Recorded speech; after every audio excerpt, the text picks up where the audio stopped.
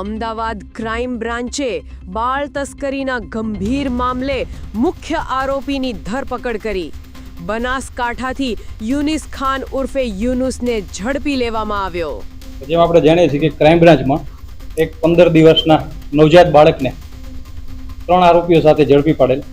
જે આરોપીઓમાં એક રોશન ઉર્ફે સજ્જન, મહાવીર પ્રસાદ અગ્રવાલ, બીજા વંદનાબેન જીગરભાઈ પંચાલ, સુમિત બચ્ચનભાઈ યાદવ આના કબજામાંથી એ બાળકને ઝડપી લેવાય. આ આરોપીઓ હાલ તપાસ ઉપર હતા, જેની તપાસ દરમિયાન આ બાળક કોના પાસેથી લાવેલ એ તપાસમાં નવા ખુલાસા થયેલા. જેમાં બનાસકાંઠાનો યુનુસ ઇમામ ખાન નૂર ખાન સિંધીની સંડોવણી ધ્યાને આવેલ. જે યુનુસને બનાસકાંઠા એસઓજી પોલીસની મદદથી ક્રાઇમ બ્રાન્ચે ઝડપી પાડેલ છે, જે હાલ જેની તપાસ ચાલુ છે, પોલીસ કસ્ટડીમાં છે.